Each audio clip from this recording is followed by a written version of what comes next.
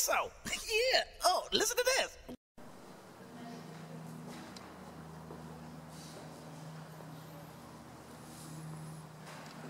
Bon bah là, on est dans le cœur du poulet. Hein.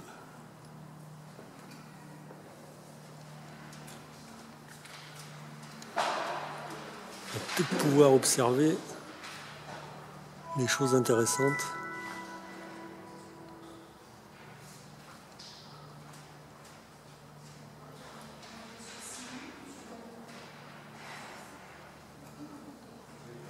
Un mirage. Fleuron aéronautique français.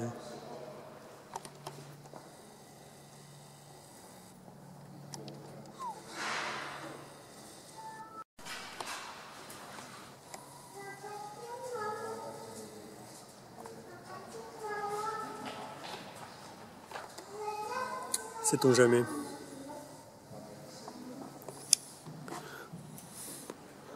Ah, c'est d'anciens modèles. Et on n'a plus le réacteur à l'intérieur. C'est vide.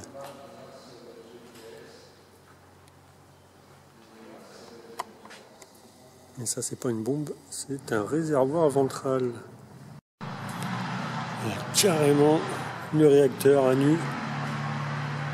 Sorti de ce joujou là, qui lui-même est bardé tout type d'instruments. Voilà, ça a dû bien changer j'imagine depuis. Il y a des drains un petit peu de partout. Et là je viens de voir sur celui-ci un truc assez intéressant.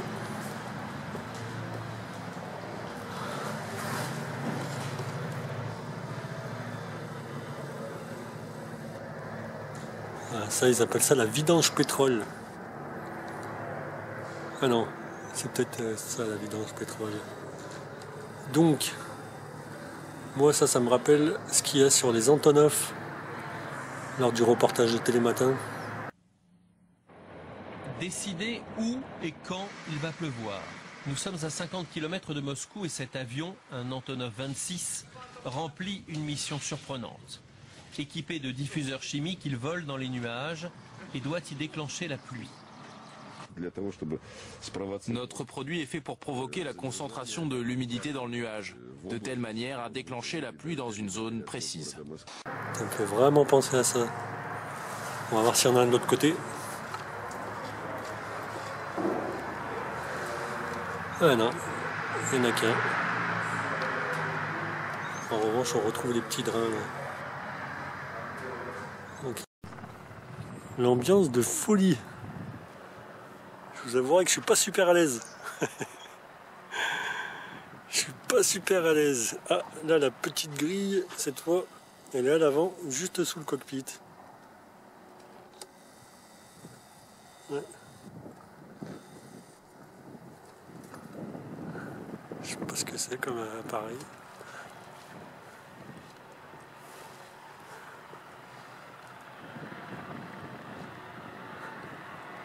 Il y a vraiment des trucs bizarres. Hein.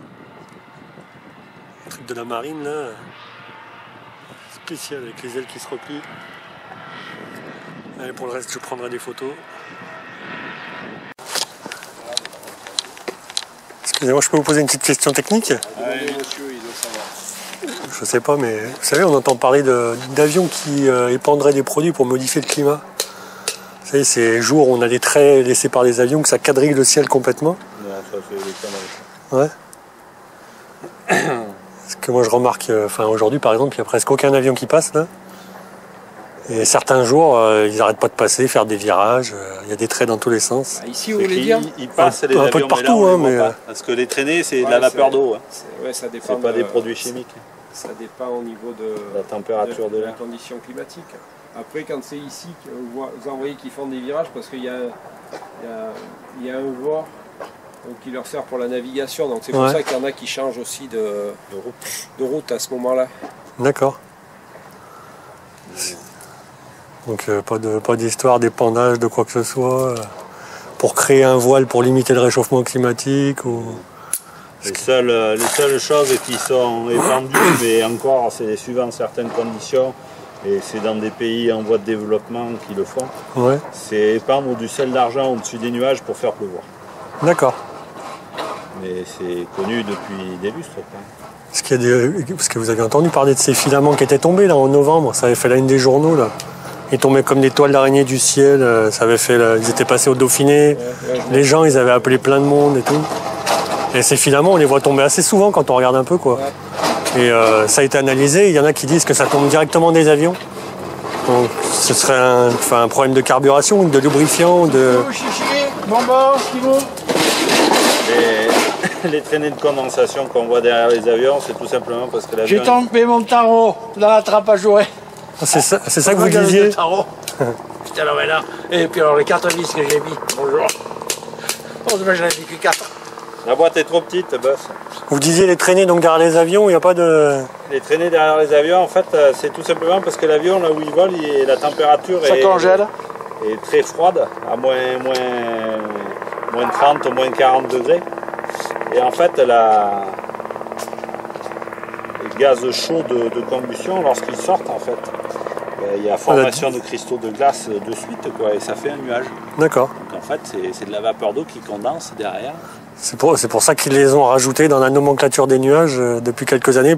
Je sais pas, ils appellent ça des cirrus contrails ou contracirrus. Ou, ils les ont mis, enfin c'est des nuages qui finalement qui sont pas naturels, mais ils les ont mis dans la liste des nuages.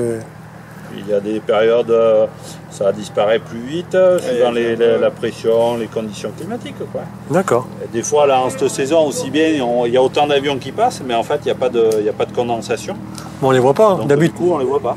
si, il y en a un qu'on voit là, mais il y a des fois, on les voit passer 2 par 2, 3 par 3. Enfin, on les voit bien. Ça dépend des Traîner ou pas, hein. périodes, Traîner ou pas, on les voit quand même quand ils passent. Mais là, j'ai l'impression qu'il y a quand même moins que d'habitude, quoi. Ah bah, c'est possible que ce soit un créneau horaire ou un jour où il y a moins de trafic ou ça. Ouais, là, je finis ma... Bon, après, il y a peut-être une histoire de couloir. Ils utilisent certains couloirs. Ah bah oui, bien sûr. Voilà, dérive est torchée. Ok, ça marche. Bon, merci pour ces infos. Voilà. Bonne journée. Bonne soirée. Au revoir. Tout ça, ça du retour.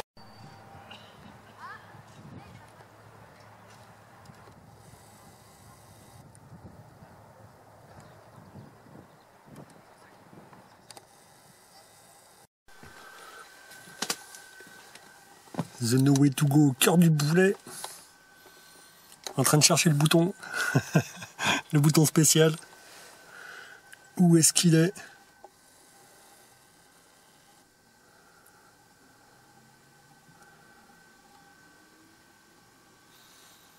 Ah, c'est une blague. Hein. Apparemment, les pilotes ne sont pas au courant. Et les traînées derrière les avions, c'est de la vapeur d'eau. Donc il n'y a aucun problème avec ça.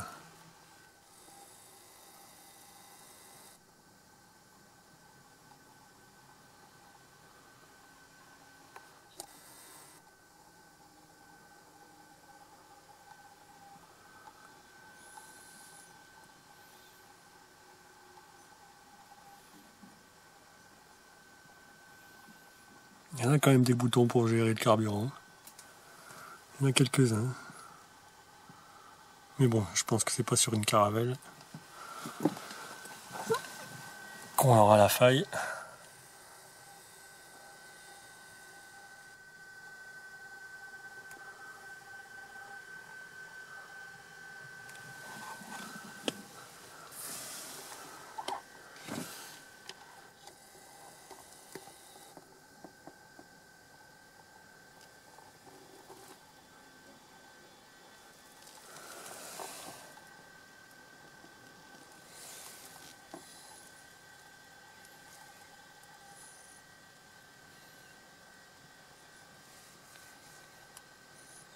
C'est peut-être du côté de l'opérateur que ça se passe. On sait pas. On ne le saura jamais.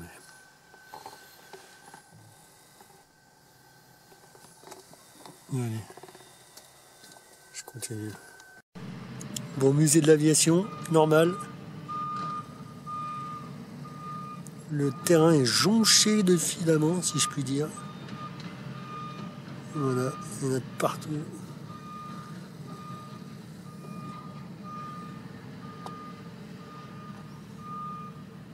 C'est assez impressionnant. Ça luit, ça brille. De partout. Ils n'ont pas vu ça au radar.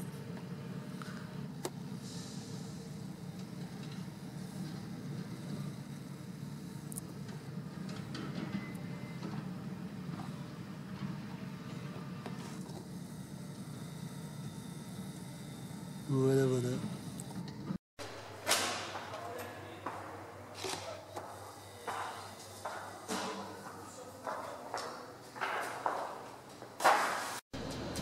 Et donc toujours au musée de l'aviation, vous avez vu, il y a des filaments plein le sol. Mais aussi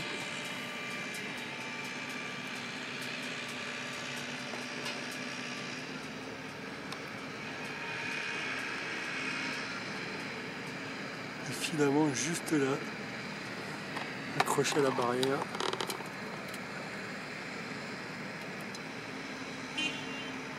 C'est spécial.